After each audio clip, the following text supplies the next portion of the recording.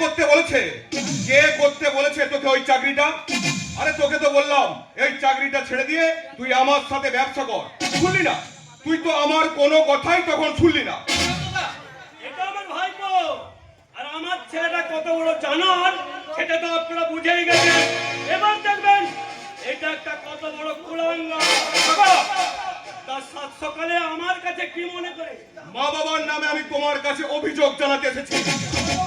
অভিযোগটা কি? শোনো কাকা, আমি ব্যবসা করে যেটুকু টাকা রোজগার করি তাতে এই সংসারটা চালাতে পুরোটাই আমার শেষ হয়ে যাচ্ছে।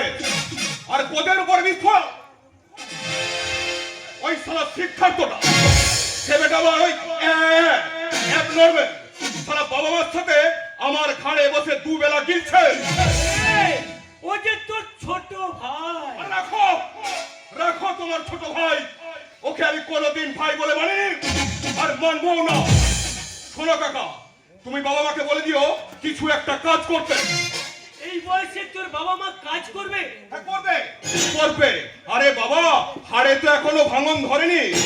বাবা মা দুজনেই বেশ শক্ত সামর্থ্য আছে, তাই কিছু কাজ করে আরামসে প্রতি মাসে আমার হাতে কিছু টাকা তুলে দিতেই পারে। সেটা নাই বুঝলাম সুশান্ত দা, কিন্তু জেঠু জেঠিমা কি কাজ করবে? আরে শোন শোন শোন, কত কাজ আছে কত কাজ আছে।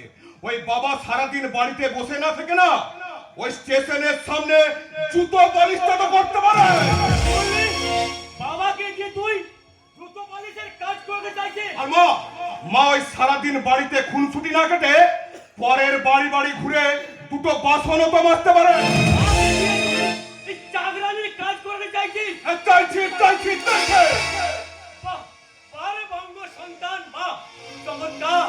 সেই যুগের অন্ধ বাবা মাকে কাঁধে চাপিয়ে নিয়ে তীর্থ করতে গিয়েছিলেন শ্রবণ কুমার, আর এই যুগের বাবাকে জুতো পালিশ করতে পাঠাচ্ছে তোর মতো একটা জানোয়ার।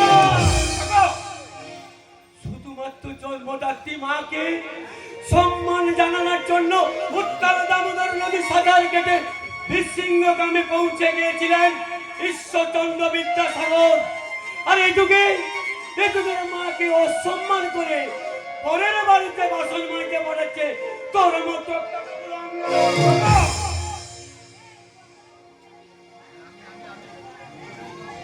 ও তার মানে তুমি আমার এই কথাগুলো বাবা মাকে বলবে না, তাই তো? ঠিক আছে, আমিও দেখছি অন্যভাবে কি করা যায়।